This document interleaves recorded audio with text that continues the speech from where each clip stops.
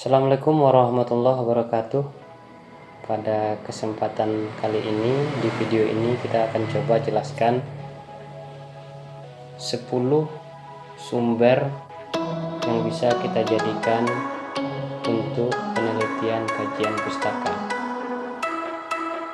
Terlebih di saat musibah pandemi corona ini, semua terkendala, sekolah-sekolah tempat meneliti ditutup, siswa diliburkan, pendidik diliburkan, tenaga kependidikan juga diliburkan, sehingga mahasiswa merasa kesulitan untuk melanjutkan proses penelitiannya. Nah, pada kesempatan kali ini kita akan coba jelaskan secara singkat dan umum 10 sumber penelitian perpustakaan. Nah, yang pertama itu yang bisa kita jadikan sumber adalah Al-Quran. Nah, ini tema-temanya, tema-tema umumnya. Yang pertama ayat-ayat pendidikan, termasuk juga di dalamnya dasar-dasar metode, umpamanya dasar-dasar media secara umat terdahulu, baik dalam mendidik keluarganya, dirinya, termasuk juga bisa kita jadikan bahasa pendidikan yang terdapat dalam Al-Quran.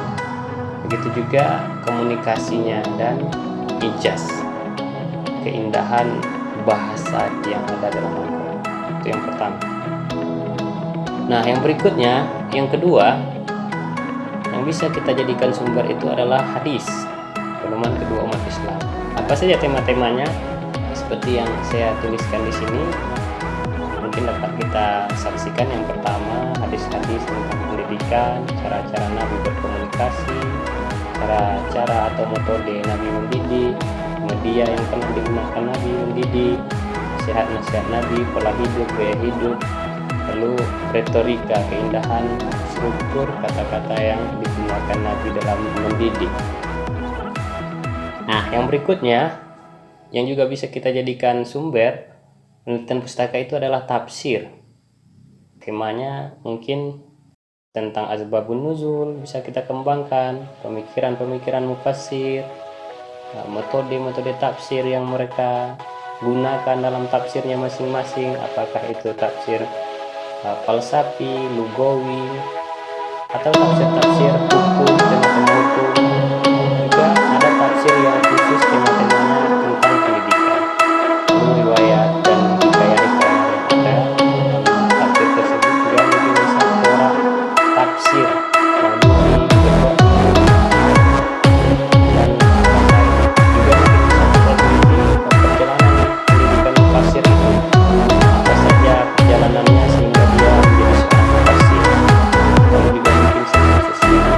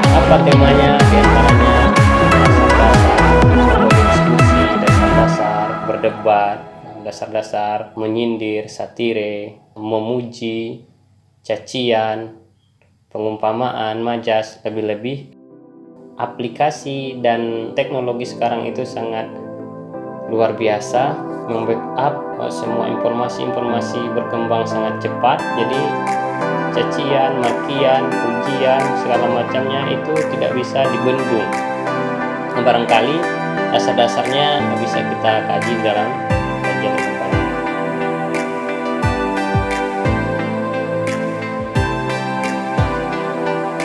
Yang berikutnya yang bisa kita jadikan sumber rujukan penelitian kepustakaan itu adalah buku-buku yang bertemakan pendidikan, baik yang klasik, modern, karya-karya monumental pendidikan, konten buku, topik utamanya, semangat belajar mengajarnya, kisah-kisah inspiratif dari pinggiran, konsep pendidikannya, metode dan media pendidikan yang pernah digunakan. Nah, itu juga bisa kita jadikan sumber rujukan kajian kepustakaan. Termasuk yang berikutnya pemikiran tokoh, pola pikirnya, pola belajarnya, pola hidupnya, perjalanan keilmuan, pendidikannya, sumbangsinya terhadap teori pendidikan, terhadap metode, terhadap media, begitu juga penemuan-penemuan. Yang berikutnya yang bisa kita jadikan rujukan juga dalam kajian pustaka itu novel-novel pendidikan, karya fiksi atau non-fiksi. Nah, mungkin banyak novel-novel yang sangat monumental, mungkin banyak novel-novel yang sangat laris bahkan difilmkan, yang di dalamnya syarat akan nilai-nilai pendidikan, baik tentang sejarah, pola penyampaian isi novelnya, alur ceritanya, nilai-nilai pendidikan yang terdapat di dalamnya, dialog-dialognya, tempat, setting sosialnya, rasionalitas novelnya, termasuk juga originalitas dari novel tersebut. Nah, itu bisa kita jadikan sumber penelitian kepustakaan. Yang berikutnya tokoh pendidikan juga bisa kita jadikan rujukan sebagai sumber penelitian kepustakaan. Nah, mungkin sejarah hidupnya, juga tantangan yang pernah dilaluinya, perjuangan hidupnya dalam pendidikan. Nah, semua itu bisa kita jadikan tema-tema untuk kajian pustaka.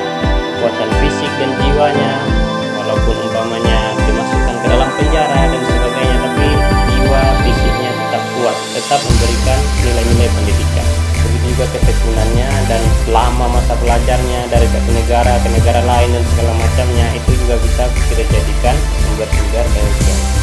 Nah, demikian barangkali kalau ada salah dan gagal mohon dimaafkan, dan pada yang menonton video ini mohon diberikan masukan, saran positif.